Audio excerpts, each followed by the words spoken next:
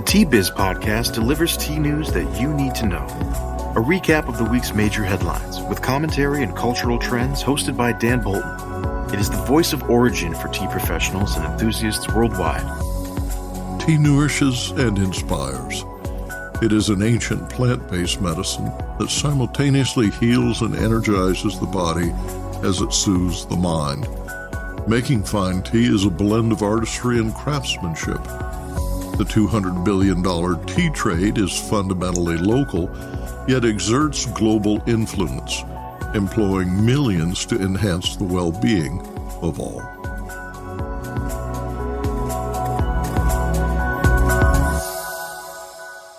Hello, everyone. Here are this week's headlines. Sri Lanka names Rajpal Obeyesekere Tea Board Chair. Kenya abandons tea auction price minimums. And the Tetley UK factory walkouts continue.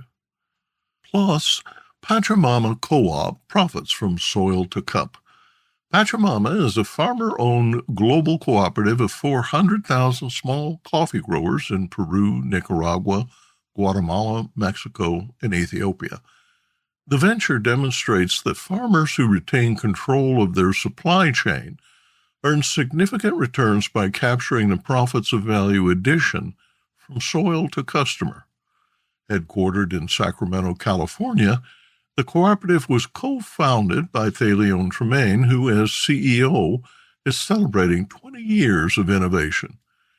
Thaleon joins T-Biz today to explain how a thriving, vertically integrated cooperative producing coffee has some valuable lessons on microeconomics for the tea industry. In memoriam, industrial titan Ratan Tata, former chairman of Tata Sons and a 2008 recipient of the Padma Vibhushan, India's second highest civilian award, died this week at 86. More in a minute, but first, this important message. What makes a perfect cup of Ceylon tea? The perfect cup is from the tea businesses that ensure the protection of all the children living within their tea estates. We salute Kailani Valley, Telawakili, Bogawanthalawa, Harana, and Elliptia tea estates. Support Save the Children, Sri Lanka.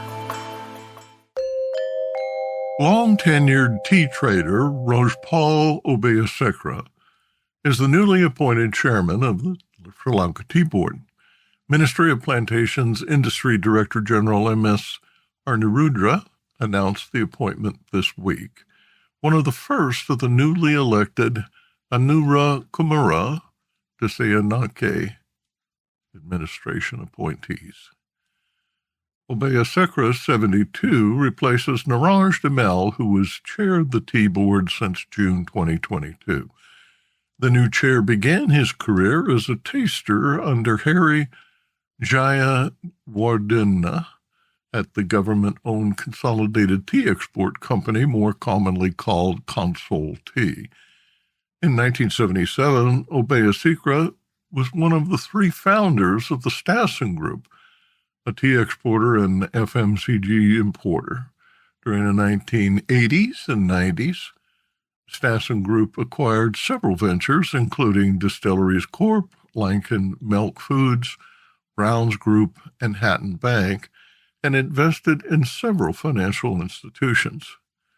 In 2015, he was appointed chairman of the Foreign Employment Bureau, leaving that post in 2019. The Sri Lanka Tea Board, founded in 1976, is a regulatory authority that oversees tea quality and provides marketing, branding, and global promotion of Ceylon tea. Obeyesekere leads a board that faces several challenges, including declining tea yields due to aging stock and unpredictable weather conditions, high production costs compounded by labor shortages, and global competition from India, China, and Africa for orthodox black tea exports. Kenya has suspended the reserve price requirement for tea sold at the Mombasa auction, restoring the market to unfettered supply and demand dynamics. In a letter to tea stakeholders, East African Tea Trade Association Managing Director George Omuga writes that the decision will benefit exporters, brokers, and packers. The Kenya Tea Development Agency network includes 618,000 growers. Together they produce most of the country's tea. In 2022, fearing a destabilizing market due to falling prices, Kenya established auction minimums, $260 per kilo for factories east of the Rift Valley and a lower $240 per kilo minimum for tea grown west of the Rift. The prices averaged $2.34 per kilo, a minimum calculated to ensure a return higher than the cost of production to cushion farmers from losses. It didn't work. The Mombasa auction, largest by volume globally, sells tea from 9 African countries where price restrictions do not apply. Once the Kenyan minimums were enforced, sellers across the African community cut prices, creating a surplus of Kenyan tea. Warehouses bulged and prices plunged. Newly harvested tea was plentiful due to favorable weather and fertilizer subsidies. Compounding the situation was a high court ruling that permitted previously forbidden direct sales to foreign buyers who negotiated privately. Independent factories supplying the domestic market simply bypassed the auction. Tea generates 2% of the nation's agricultural gross domestic product and is one of the country's largest sources of foreign exchange earnings, generating $1.4 billion in 2023. This year, approximately 100 million kilos of tea has yet to be sold. The East African Trade Association, which operates the auction, urged players to, quote, observe ethical tea pricing practices to ensure that teas are not sold at prices below production costs, end quote. All teas offered through the direct sales overseas window should be sold at a price above the prevailing auction prices, writes Omuka. Tea exports rose in volume during the first half of the year as earnings topped $794 million, about 102 billion Kenyan shillings, as bargain hunters in Pakistan, Egypt, the UK, Russia, and Saudi Arabia increased shipments. Striking workers at a Tetley tea factory in northeast England who walked off the job on September 20th and intermittently since remained firm in their demand for better pay. Workers at the Eagles Cliff factory told BBC they had authorized 12 more strike dates during the next 2 months. According to a statement from the GMB union, around 150 Tata Consumer Products-owned facility workers in Teesside say wages have not kept pace with rising costs. A Tata spokesperson told Retail Dive, quote, we are not immune to the difficult economic circumstances facing families and businesses, but we do believe the pay award offers made by us to be fair, end quote. We are disappointed with the decision to strike, particularly when we have 2 offers on the table which the unions decided not to present to members before going to the ballot, said the spokesman. Tata said workers were offered a 4.4% pay raise, compared to the 7% negotiated in last year's contract. GMB organizer Paul Clark said, quote, these women worked their fingers to the bone for this company, providing the UK with its favorite cup of tea. But they're paid a pittance, and it is just not right, end quote. Workers feel saddened and hurt by the way their employer has treated them, Clark told BBC. He added, Tata bosses need to be clear. These women will not be intimidated and will not back down until they want a pay rise that allows them a decent standard of living, end quote. GMB said workers asked for a 1-year deal. The national minimum wage rose by 9.8% last year, and that's what members are focused on, end quote. In memoriam. Industrial titan Ratan Tata, former chairman of Tata Sons and a 2008 recipient of the Padma Vibhushan, India's second highest civilian award, died this week at 86.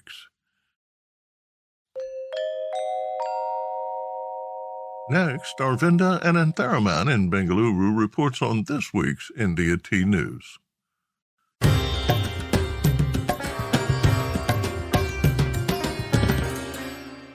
India tea news for the week ending 11th October 2024. Bonus updates for North India. Last week, Darjeeling's tea garden employees went on a 12-hour strike demanding a 20% bonus, refusing to accept the 13% that was offered.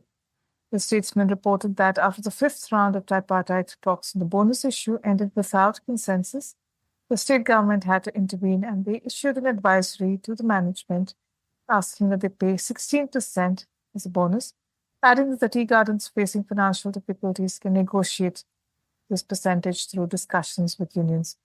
And this advisory covers tea workers in Darjeeling, Kashong, and the Kalimpong Hills. Bonuses were to be dispersed by 4th October, given that the country celebrates the Dussehra festival this week, particularly important festival in Bengal. However, trade unions have not been happy with the 16%, and the State Labour Department has informed them that another round of talks will be held in Calcutta on 6th November. In other news, the Tea Board announces the Tea Development and Promotion Scheme, which comes with a budget of 664.09 crores or $79 million. And this scheme, which extends for a 2-year period that began in 2023, broadly covers plantation development and quality upgradation, tea promotion and market support, technological intervention, research and development, welfare and capacity building measures. And this covers several immediate concerns such as replanting, proper pruning, adherence to quality plucking, soil health, product development and diversification, and value addition. There seems to be a heavy emphasis on branding and promotion, and these schemes are open to register stakeholders from within the industry starting on the 25th of this month. And lastly, a 34-year-old man, Gengare in the Nilgiris, was walking through a tea estate when a wild elephant attacked him. He was found seriously injured and rushed to the hospital but succumbed to his injuries. This is the third casualty in Gengare in 2 months. The villagers staged a protest calling for the government to do something to prevent more deaths. While man-elephant conflict is prevalent around the country, all the tea regions are struggling with this problem. And now, a word from our sponsor. Hi, I'm Nish. I grew up in an organic tea farm and founded Nepal Tea Collective in 2016. Tea is not just a beverage for me, but a catalyst for social change, sustainably empowering hardworking artisans like my parents for the past 30 years. I'm on a mission to make the whole world aware of the goodness of Nepali teas and the good that comes from supporting growers in this remarkable land. If you haven't tasted Nepali teas yet, you're missing out. Our award-winning teas are making headlines. Find out why. Visit Nepal Tea Collective's website to get a free sample of this extraordinary taste of the Himalayas. That's nepalteacollective.com. Or just send me an email at nish, Nish, at nepalteacollective.com. Cheers.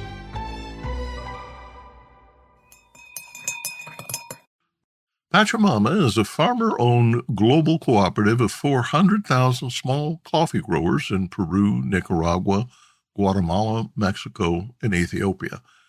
The venture demonstrates that farmers who retain control of their supply chain earn significant returns by capturing the profits of value addition from soil to customer. Headquartered in Sacramento, California, the cooperative was co-founded by Thaleon Tremain, who, as CEO, is celebrating 20 years of innovation.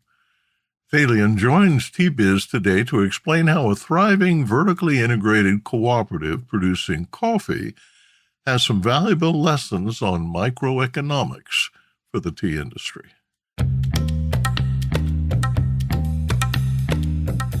Thaleon Tremain has been involved in business development for the past 25 years.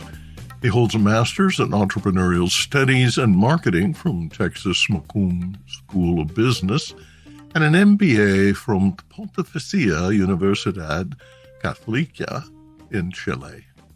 A former Peace Corps volunteer in Bolivia, he was a volunteer cooperative leader of the U.S.-Cuba Working Group of the National Cooperative Business Association. Congratulations on being named the 2024 Sustainable Food Gold Award winner in the Sustainability Pioneer category. The award commemorates visionaries and trailblazers and is well-deserved. Well, thank you very much for those kind words. Pachamama is America's first coffee roaster and coffee retailer to be 100% owned and governed by farmers. Thaleon, what has happened over the past 20 years that has made you more confident in this business model? I got involved about 20 years ago, shortly after a number of coffee producer leaders gotten together with this very concept to create their own business in the United States. So the great thing I think about Pachamama and looking back at 20 years is that they did something everyone said they couldn't do. Right. Everyone, believe me, we went around trying to get money from we knocked on all the doors, and a lot of people told us, crazy, you can't do this, you shouldn't do this, all this stuff. But they did it, and they own the whole thing, and they still own it all.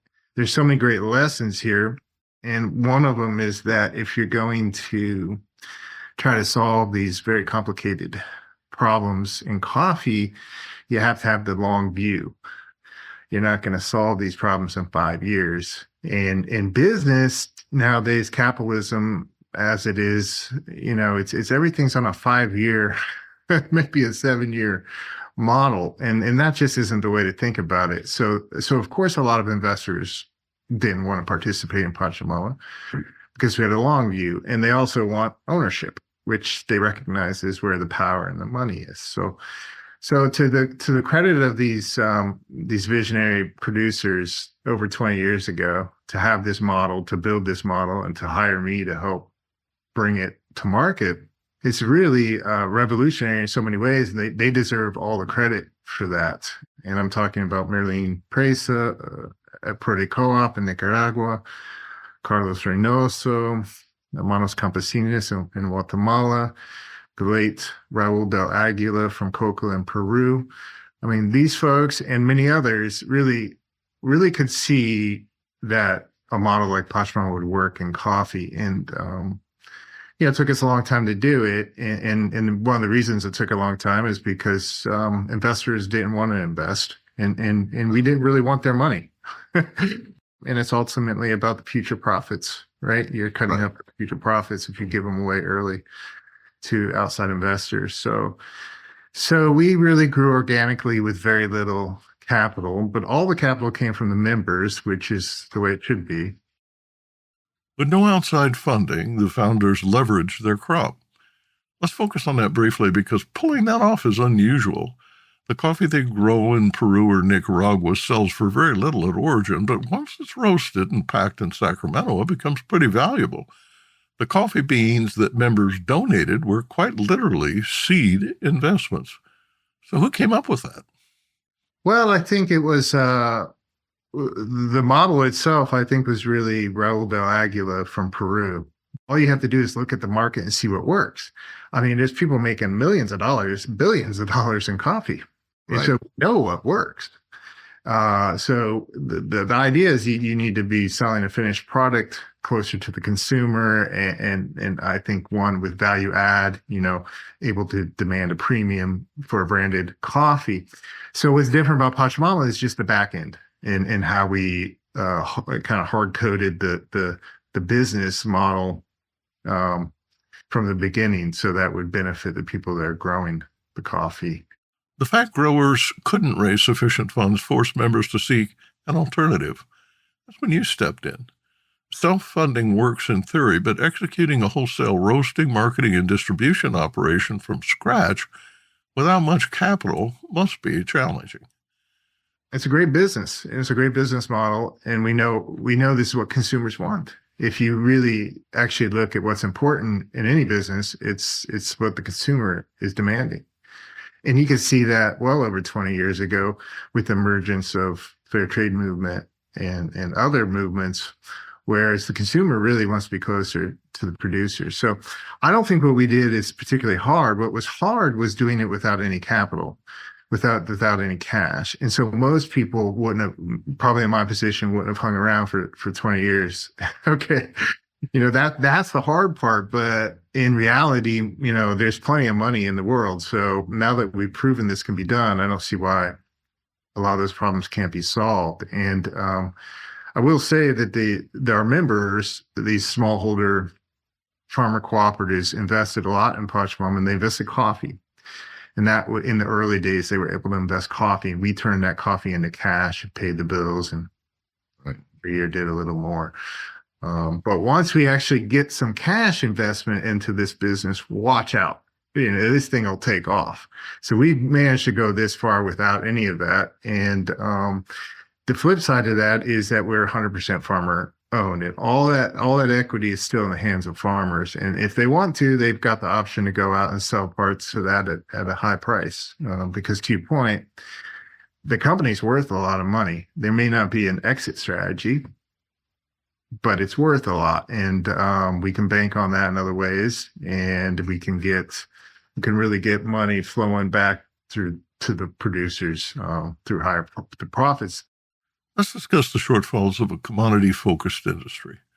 Both tea and coffee have myopic visions. The middle guys see how they can maximize the middle. Retailers always push the merchandisers to maximize revenue at the top end. Growers waste a lot of effort competing with each other to drive down prices and reduce value. They say it's okay because, quote, we've achieved high yields and significant volume, end quote. You're not making much money if you have a significant volume and only sell your stuff for pennies. How do you shift people's mindsets from the shortfalls of commodity production to the benefits of value addition? Well, that's a great question. And it really boils down to supply and demand, and for the last 400 some years, I believe we've been encouraging producers just to grow more. And that's the solution. More supply. That's the only way out. Right. But of course, it doesn't work that way because as a result, you got no profit, to your point. So when you're producing a commodity, you're powerless on a global scale, and certainly in the case of coffee. Commodity producers are completely powerless to gain anything above really the cost of production. And a lot of times they're lucky to get that. So you have to focus on demand. You have to focus on raising the price and increasing the power of the commodity producer to be able to sell the produce for something a little more than a commodity. So that's where the investment needs to be on the demand side. And we've seen virtually no investment on the demand side from the producers because they got no profit. So how can they get there? Meanwhile, everyone over here is saying, yeah, heck yeah, I'm going to invest in this demand because suddenly coffee goes from being just a commodity worth a couple dollars to being a luxury good worth like $20 a pound. There's very few agricultural products like that. I think coffee's one, tea to a certain extent, lesser extent, possibly cacao, but a lot of value added required there. Wine, but a lot of work in the middle required there too. Coffee, very little actual transformation of the product. The roasting process is very simple. Has to be done ideally close to the consumer in a timely manner and done well. But it's not particularly hard to do, and it doesn't even require huge amounts of capital to do it. So here you got a product that just has so much real value in it, and we can see consumers are willing to pay a lot for it. And yet the producer remains completely powerless, growing a commodity and being told by everyone, well, just grow more. But, that just benefits those of us on this side of the equation is because we're going to have more power to exert over the producer when it comes time to buy the coffee. So maybe we're starting to see some of that change. And I think, the markets will determine supply and demand, but we're starting to see pressure on supply. And that's going to possibly result in very high prices for coffee in the future because the consumer is willing to pay for it. Your reply segues nicely into a discussion about the monetization of intrinsic value. Promoting coffee, quote, as more than a score, end quote, by emphasizing values such as ethical labor practices, gender equality, and soil revitalization are attributes that can help you add value at the source in the coffee lands. Will promoting coffee's intrinsic characteristics enhance its value in the eyes of consumers? And that gets down to investing in demand and telling your story, marketing yourself, promoting your commodity as something more than that. But that's very hard for producers to do. And in fact, the people that do it are the roasters and the retailers. So that intangible value exists, but it's not going to the producers almost at all. So the real solution, if you want to get serious about it, is the producer dealing directly with the consumer and getting right to the person who values that coffee and that story and all those intangible values. Get to those people directly as much as possible. So I think there's a distribution, like a logistics move here, was where you just build that bridge and go straight to those consumers and get to them because they value it the most. And then there's, the longer stretch of trying to build up branding around your coffee and getting people to demand your coffee. The real, I would argue that I think the producers know their coffee's worth a much more. They don't understand how much it's worth because they're not here seeing just how much people are paying for it. And they're not paying the prices that we pay at cafes for a latte.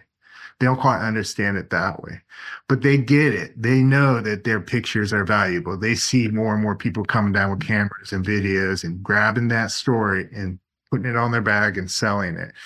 Well, now they're starting to understand that, wow, like my picture, my face is valuable. My farm, my beautiful shade-grown farm is valuable. Beginning to see that, but they can't really capture it because they don't have access to the consumer in any way. And that's the fundamental, the big problem in coffee, I would say, is that the big problem, and I think many people don't understand this, is that producers have no power. They have no power in this system and no ability to charge a higher price. So they're really price takers. They have to take the price that the market demands. Very rarely are they able to get a little bit more than that. And so to really fundamentally change and solve these problems, you have to address that power imbalance. And so in the big picture, we need to find ways to really truly empower farmers and get them closer to the consumer, where the value becomes exponentially more.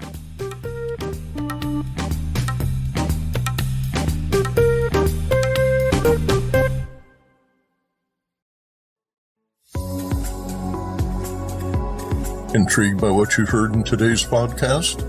Would you like to learn more from our global network of Tea-Biz journalists and tea experts? Remember to visit the Tea-Biz website for more comprehensive coverage. That's www.t-biz.com.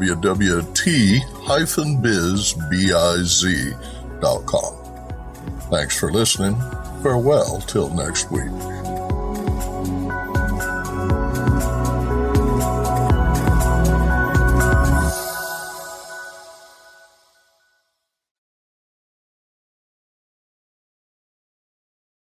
Produced by Adavita Studios. Connect your voice to the world.